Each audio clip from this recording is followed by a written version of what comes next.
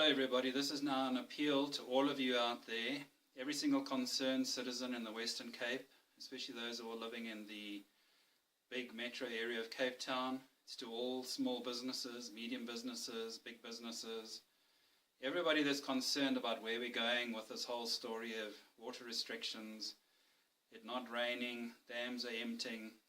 4 billion rand later, we are dealing with all the aftermath of the Knysna fires and the Cape storms, and my sympathies go out to all the people that lost loved ones and property in both those disasters.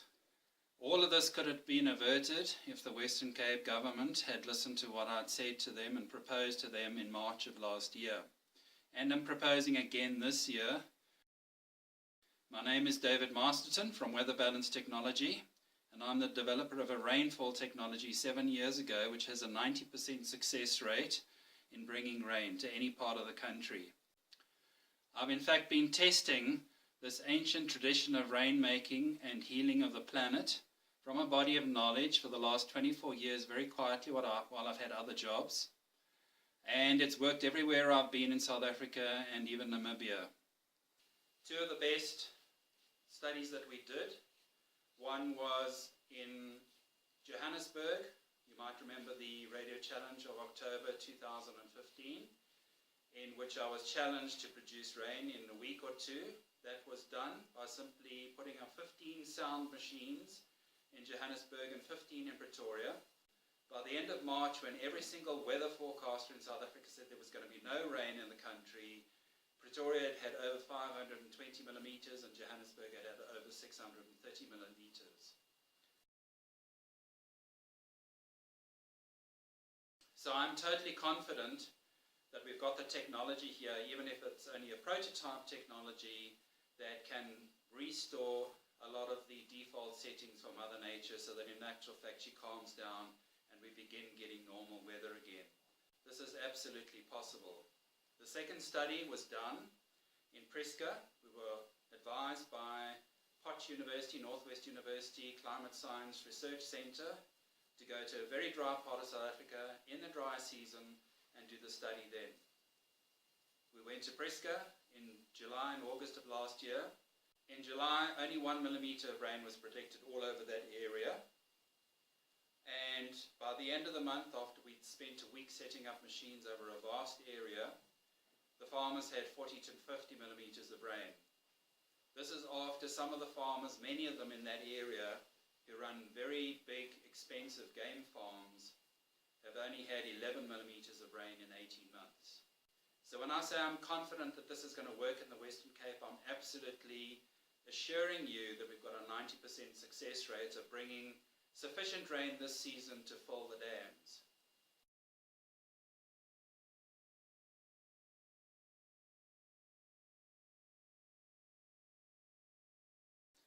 And so what I want to do now in this urgent crisis that everybody's facing with the rebuilding and the aftermath of what has happened in the Western Cape, I want to provide my services and my expertise and my experience and my insight here. The situation with dams in the Western Cape is very dire at the moment. There's less than 10% usable water. And the figures that I'm going to show you below also indicate that at least 8 of the random towns that I've selected in the Western Cape for 3-month forecasts from AccuWeather show that you're only going to have about 60% of the lowest season rainfall figures.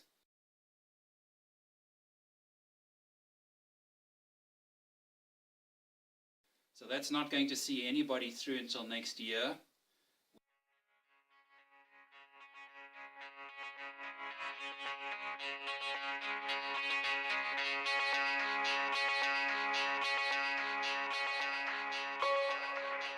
Next rain season starts.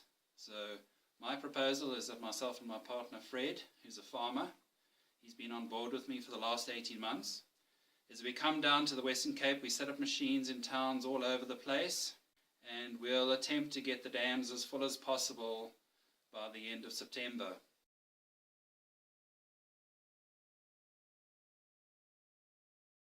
Just some of the data that I want to show you of what's happening around the world and why this is so important, that we don't only use the methods of piping water from other parts of the country or desalination plants, but that in fact what we need to do on the planet is to get the hydrological cycle back in balance. Let me now show you some evidence of what is going on around the planet. And you can pause the video here to read these slides if you wish.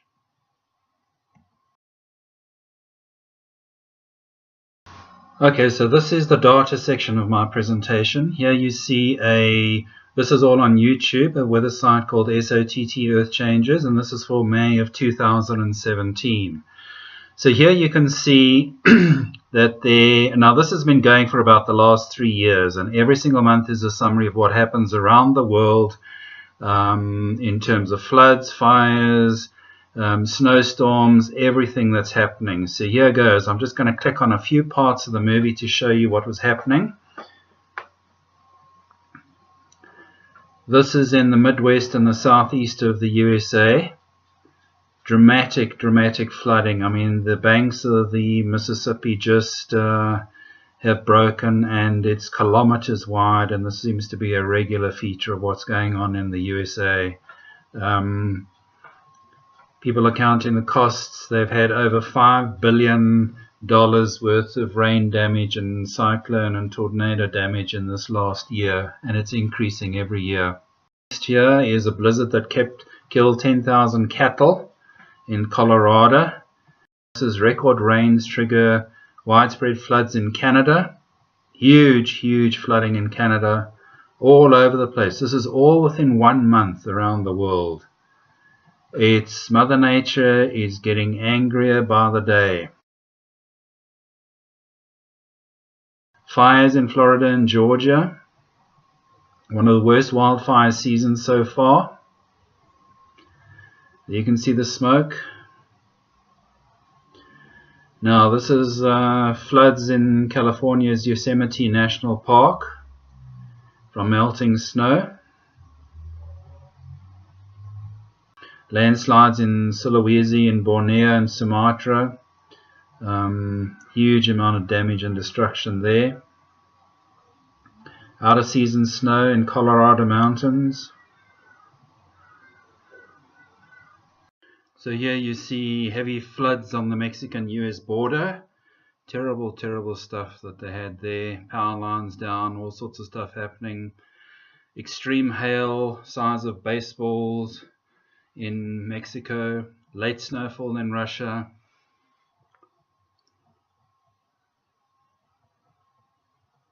Severe flooding again in Brazil. Severe flooding in Sri Lanka. 169 dead and 500,000 people displaced by that flood. And here's a freak thunderstorm and wind in Moscow. Look at this.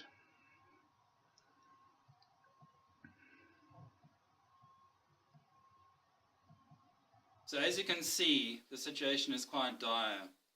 It's not only the Western Cape that's having this extreme reaction from Mother Nature, and that's simply because we're using technologies that are not taking her own best interests into account. And I want to assure you from all the research that I've done that if there's one thing you need to know very clearly right now is that Mother Nature is going to look after herself first and foremost. The second point is I want to draw an analogy that was put forward about 4 years ago. For 50 years, scientists have said that the plastic could never be cleaned up off the oceans of the world. It took a 17-year-old Dutch guy, some 4 years ago, came up with this idea while he was scuba diving in Greece. He went to Delft University, proposed a theory to the professors there, and today Boyan Slat runs the Ocean Cleanup Foundation, and in 4 years it has raised $31.5 million for this cause.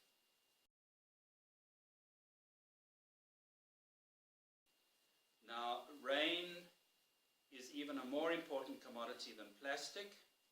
Although plastic is very tangible, what we find is that he also used a very abstract idea to come about with the correct solution. And that is very much what we're doing here in weather balance technology. we're taking about 20 towns in the Western Cape, in and around Cape Town, and possibly 20 other towns in and around Knysna along the garden route, and taking screenshots of the actual forecasts so that nobody can refute at the end of the day what the forecasts were ahead of time.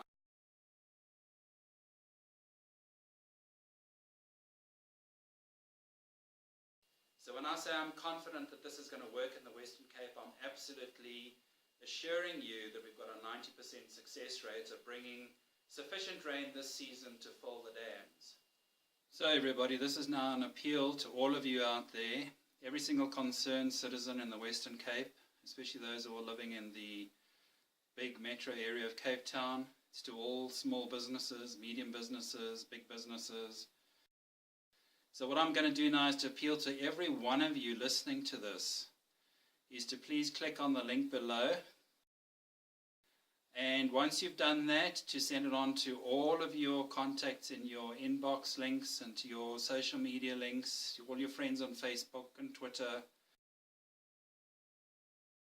That way we can go viral with this whole thing in South Africa. We can get this project sponsored as quickly as 1 week. All I'm needing is 400,000 Rand. I can come down and start doing my entire work because I'll be full-time in the Western Cape. We'll be setting up machines all over the place. And then once you've joined and you're part of the family, so to say, what we're going to do is have a road show so that every 2 to 3 days we'll have updates on Facebook of what the progress is. Newsletters once a month. We'll try and get on radio and TV with the progress of what's happening. Simply because this is so new to people that it's almost an education process that we need to go through to tell people that all the ancient, traditional, indigenous knowledge that we've had from the past doesn't necessarily all have to be thrown away because we're in an age of science and technology. So that's what my passion is, that's what my interest is completely and utterly. And I'd like you to get involved and please, please sponsor this. You know how urgent this is. We all need to get this done and sorted so that the Western Cape economy can become vibrant and stable again without this drama of the shortage of water. Please click on the link below and share with your friends.